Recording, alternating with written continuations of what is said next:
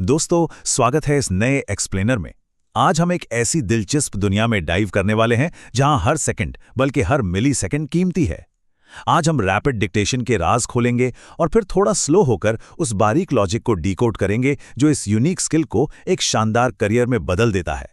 तो चलिए, बिना किसी देरी के इस डीप डाइव में आगे बढ़ते हैं। फटाफट देख लेते हैं आज हम क्या क्या कवर करेंगे। Discovering Pitman shorthand, how the system works, building dictation speed, the assessee stenographer exam, testing general intelligence और आखिर में अ पाथवे टू सक्सेस। चलिए आगे बढ़ते हैं। तो शुरू करते हैं हमारे पहले हिस्से से, डिस्कवरिंग पिटमैन शॉर्टहैंड। अब एक बात सोचिए, क्या ये प्रैक्टिकली पॉसिबल है कि कोई नॉर्मल बोली जाने वाली आवाज को 120 वर्ड्स पर मिनट, जी हां, 120 वर्ड्स पर मिनट की स्पीड से लिख सके? ये सवाल अपने आप में उस बहुत बड़े गैप को हाईलाइट करता है जो हमारी आम हैंडराइटिंग और इंसानी आवाज की रफ्तार के बीच होता है। सोचो, ये कितना मुश्किल है। लेकिन इस प्रॉब्लम का सॉल्यूशन करीब 2 सदियों पहले ही निकाल लिया गया था। Enter Pitman shorthand. Sir Isaac Pitman ने 1837 में इंग्लैंड में इस कमाल की टेक्निक को इन्वेंट किया था। इसमें स्टैंडर्ड लेटर्स की जगह फोनेटिक साउंड्स यानी आवाज को रिप्रेजेंट करने के लिए स्पेसिफिक सिंबल्स का इस्तेमाल होता है। और आपको पता है, ये सदियों पुराना सॉल्यूशन आज भी कोर्ट रिपोर्टिंग और जर्नलिज्म में एक एब्सोल्यूट गेम चेंजर है। आगे बढ़ते हैं दूसरे सेक्शन पर, हाउ दिस सिस्टम वर्क्स। अब देखिए, अगर हम स्टैंडर्ड इंग्लिश और पिटमैन शॉर्टहैंड को कंपेयर करें तो फर्क बिल्कुल साफ है। स्टैंडर्ड इंग्लिश पूरी तरह स्पेलिंग बेस्ड है, हर एक लेटर को लिखना पड़ता है, राइट? पर पिटमैन शॉर्टहैंड ये स्ट्रिक्टली फोनेटिक बेस्ड है। ये वर्ड्स को नहीं, साउंड्स को पकड़ता है। इसमें बस स्ट्रेट और कर्व्ड स्ट्रोक्स, डॉट्स, डैशेस और लाइंस का खेल है। शॉर्टहैंड ट्रेडिशनल स्पेलिंग को पूरी तरह डिस्कार्ड कर देता है ताकि प्रेशियस मिलीसेकंड्स बचाए जा सकें। ब्रिलियंट है ना? इस सिस्टम की सबसे हैरान करने वाली बात इन स्ट्रोक्स की थिकनेस है। यानी एक स्ट्रोक मोटा है या पतला, इससे उसका मीनिंग ही बदल जाता है। जैसे एक लाइट स्ट्रेट स्ट्रोक टी की साउंड देता है, पर वही स्ट्रोक अगर हैवी हो तो वो डी बन जाता है। सेम चीज डाउनवर्ड स्ट्रोक्स में देखिए, लाइट डाउनवर्ड स्ट्रोक मतलब पी और हैवी डाउनवर्ड स्ट्रोक मतलब बी। ये छोटा सा बारीक फर्क अनवॉइस्ड और वॉइस्ड कॉन्सोनेंट्स को अलग करता है, जो कि स्पीड और एक्यूरेसी के लिए लिटरली बहुत जरूरी है। अब आते हैं हमारे तीसरे हिस्से पर, बिल्डिंग डिक्टेशन स्पीड। अब इन डेलिकेट और प्रिसाइज स्ट्रोक्स को सीखना कोई एक दिन का काम तो नहीं है। इसका एक प्रॉपर स्ट्रक्चर्ड सफर होता है। पहले आप बेसिक स्ट्रोक्स और वावल्स को समझते हैं, फिर सिंपल वर्ड्स की प्रैक्टिस करते हैं, डेली डिक्टेशंस लेते हैं और उन नोट्स को वापस रीडेबल इंग्लिश में ट्रांसक्राइब करते हैं। आखिर में जाकर कॉम्प्लेक्स फ्रेजेस के साथ एडवांस प्रैक्टिस की जाती है। जब इन प्रिसाइज स्टेप्स को डेली लगन और पेशेंस के साथ फॉलो किया जाता है ना, तभी दिमाग और हाथ एक परफेक्ट सिंक में काम करना शुरू करते हैं। और इस जर्नी के क्लियर बेंचमार्क्स भी होते हैं।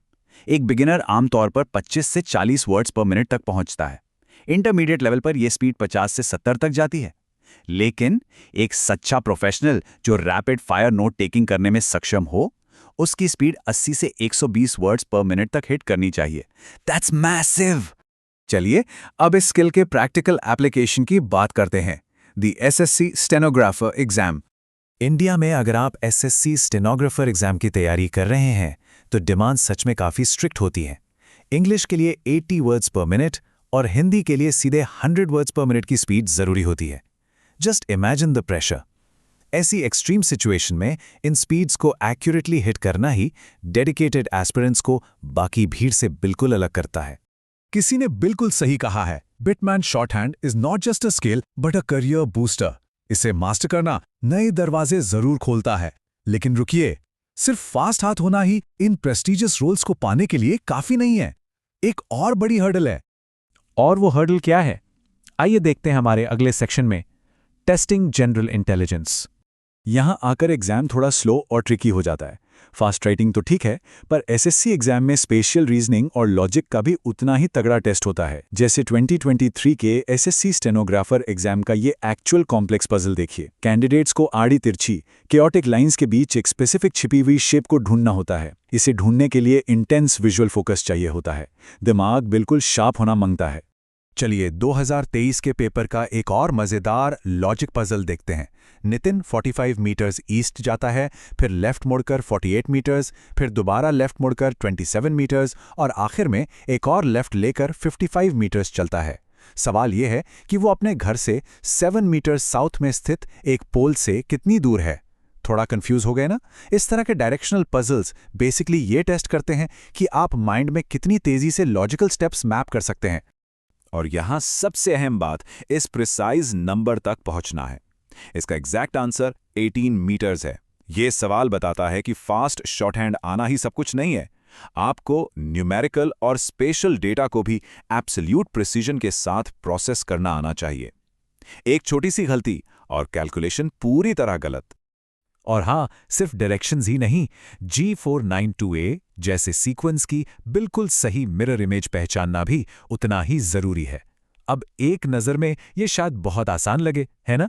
लेकिन ये टेस्ट इस बात को प्रूव करता है कि एक सक्सेसफुल स्टेनोग्राफर के पास sharp, detail oriented cognitive abilities का होना कितना ज्यादा जरूरी है। छोटी छोटी डिटेल्स पकड़नी आनी चाहिए। तो अब चलते हैं हमारे आखिरी और सबसे इंपॉर्टेंट सेक्शन पर, अ पाथवे टू सक्सेस। अब इतनी मेहनत का फल कैसा होता है? शॉर्ट हैंड डिक्टेशन की तेजी और जनरल इंटेलिजेंस के इन मुश्किल लॉजिक पजल्स को क्रैक करने के रिवॉर्ड्स सच में बहुत शानदार होते हैं। गवर्नमेंट और प्राइवेट दोनों ही सेक्टर्स में बेहतरीन अपॉर्चुनिटीज मिलती हैं। एसएससी स्टेनोग्राफर से लेकर railways, state secretariat, court reporting या फिर प्राइवेट सेक्टर में personal assistants, law firm assistants और जर्नलिस्ट्स तक। करियर ऑप्शंस वाकई वास्ट और हाईली स्टेबल हैं उनके लिए जो इन स्किल्स को मास्टर कर लेते हैं। तो इस एक्सप्लेनर को एक दिलचस्प सवाल के साथ रैप अप करते हैं। क्या 19th सेंचुरी की एक ऐसी सीक्रेट लैंग्वेज सच में 21st सेंचुरी में एक सिक्योर और स्टेबल करियर की सबसे बड़ी चाबी बन सकती है? ये सोचने वाली बात है। ये देखना काफी फैसिनेटिंग है कि क्या किसी में उन पुराने क्लासिक स्ट्रोक्स को सीखने और नए मॉडर्न लॉजिक पजल्स को सॉल्व करने की मेंटल एजिलिटी आज भी बची है। खैर, आज के एक्सप्लेनर के लिए बस इतना ही। जुड़ने के लिए शुक्रिया। Keep learning and keep exploring.